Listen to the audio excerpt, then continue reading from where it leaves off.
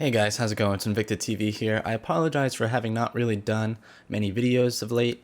It's a combination of a bit of boredom with the game, things that came up, Mother's Day, waiting for that Destiny 2, and that's what I meant by boredom with the game, waiting for that Destiny 2 reveal, and then just trying to really work my schedule to be able to make time for it all. And I have a new idea that I want to do. It's going to be full in-depth analysis, not play by play, but map strategy guides like I did for my Pantheon video, but way more in depth for every game mode, and goes down into which team gets to the spot to which spot fastest, etc. Which classes are superior for doing which job, which hiding spots there are, and what classes can reach them, all that sort of stuff. It's going to be super in depth, so it's going to take a lot of time to develop that.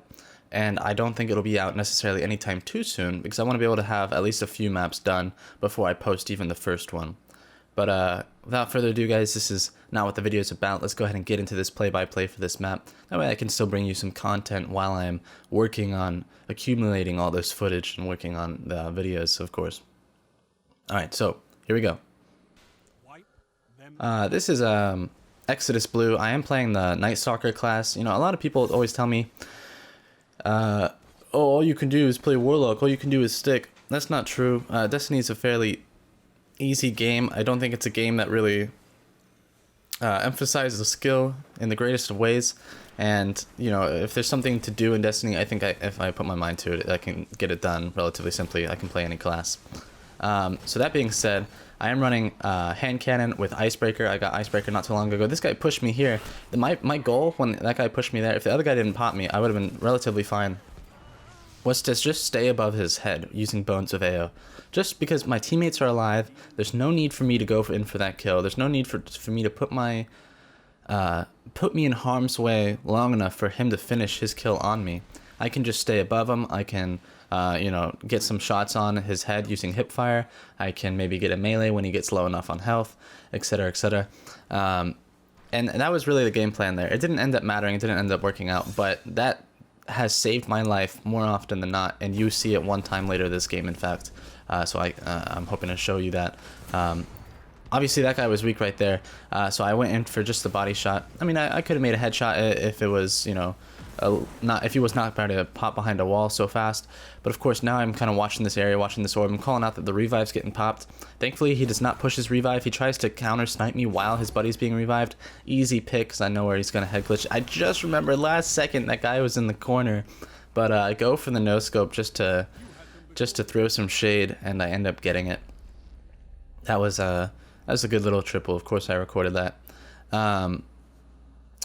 But yeah, you always want to put, I've told my partners, I've told my carry people time and time again, there's no excuse, there's no alternative reasoning, unless you're going to die, of course, because and it just didn't end up working out, to ever revive your teammate against snipers and not push their revive, to physically push their body after you get them up, just so that way they're not in harm's way. They typically stay alive this way, like 9 times out of 10, and you should always be doing that. Now, you saw me take that snipe shot as he was falling behind a thing. It was, a pretty quick snipe shot. I had a pretty high chance of missing, but I was so close to actually hitting that shot, and it's important to take all your shots while you can. Obviously, I went in for the quick snipe there, got a body. I'm gonna go ahead and tag that place up and lock it down. So right here, when I hit this guy, I know he's getting hit up there. I'm already calling out, hey, this guy's dying, push up, push up. I knew he was gonna die. Just the way he was pushing up too slow. He was doing his, glide, like he was gonna die to my nade, or he was gonna come back down, and I would have just killed him there. Obviously, though, this is a little unfortunate. They shut us out. I tried to push my teammate down there. I missed it by a little bit, but I think I did it enough that it distracted them, or they took a shot too early, etc. Obviously, I just push in here. I want to wrap up this round. I don't want to give it away. I get an early tether. So the point of me tethering early here is to, watch this. So I try to be above him there, above his aim, so that way I can just get a couple shots on going for that melee. It's important to stay above your targets as a hunter, especially with Bones of AO, like in that position. But yes, the point of tethering early there is for the exact purpose of I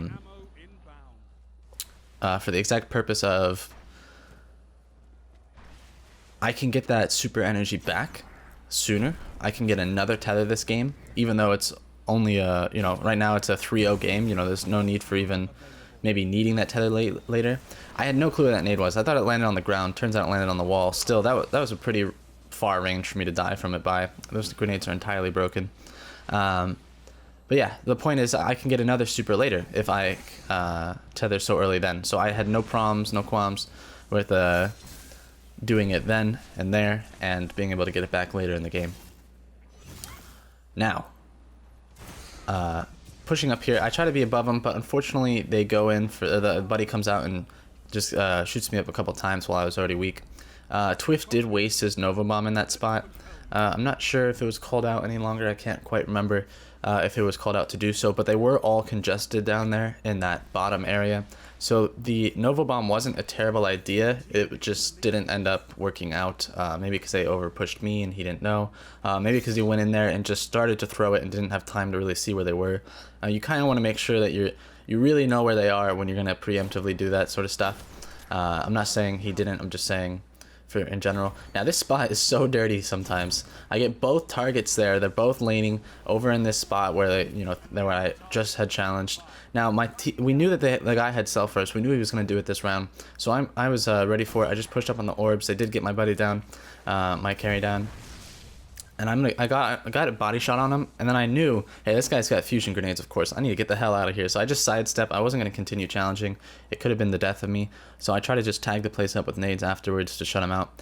And it did work. Now he's out of super. I'm trying to get some distance here. I don't want a Warlock who has phenomenal close range and great close to mid range with those nades to be able to so easily just take me out by either turning a corner and running up and punching, or turning a corner, especially because he's got uni on, or turning a corner and throwing a fusion grenade. I see that he's waving here. You see the emote in the bottom left? Wait for it. Wait for it. It's coming in just a second. There he goes. He waves again. I throw my nades. And when I know that he does the wave, I know he's emoting to see around the corner the way I do with my sword. I do go for the body shot knowing he was still weak enough. Unfortunately, though, he gets his stick off at the same time. Cannot wait for Destiny 2 where that doesn't happen for one reason or another. I am told that sticky grenades only deal about half your life. But I know that for sure they don't one-shot. I think that's a little ridiculous if it's only half your life. I think they should deal still maybe 150 damage, something, you know, significant, because it requires a direct hit, unless of course all grenades in the game deal less damage, but I'm not entirely sure. I feel like I saw a gameplay of the lightning grenade dealing the same amount, even though it now has about a second prime time. Now, obviously, I'm using the sword there to peek corners. I did see this guy. I thought he was going to go through there, the shortest path to get inside. Instead, he saw that he was taking too much fire in that direction. So I'm trying to push this. I missed a shot. That was very unfortunate, but I do kill him in that shade step. Yeah, for a lot of people, you know, over the years have told me, you're like immune in shade step. You get immunity frames and all that. No, you don't get any immunity frames. Your body just contorts in this weird kind of way, and you stop aim assist from tracking you. So it just makes it tough to hit an opponent that is shade stepping. You're completely not immune during any moment of it. Feel free to challenge me and I will amend my statement. But I've killed people at any moment of the shade step, and it's just that you no longer have aim assist against those people while they're in shade step. So you have to account for that when you're taking aim upon them, because obviously when you lose aim assist and you're used to it being there, your sensitivity feels quite different. And it's not because, you know, it's so much harder to hit people without aim assist. I mean, it is, by definition, that's the whole point of aim assist, but it's not because like you're incapable of adapting to that. It's just that you're so used to the one thing that it does become tough to get used to it not being there, especially in the moment. Now, obviously, we have, it's 4-1. They've already used one super. Yetzel goes in for the hammer. I go in from the other side just to tether them up, shut them down entirely. They're all congested in here. The point of over-throttling our supers there is there's no point in holding them any longer. There's no point in like waiting to space them out for when they maybe get super. If we can use 2 supers to 100% guarantee the round instead of 90% guarantee the round, do so. That is when it's at final round like this, of course, when we have no reason not to blow our resources. Now, I hope this gameplay has helped you guys. I understand it's coming in late this week. It's already Monday, so I'm not sure how much it might help you for getting flawless this weekend or just generic tips, but I hope it helps you out with all of your future endeavors and gameplays to come. So without further ado, guys, this has been Invicta TV, and I'm out. Bye.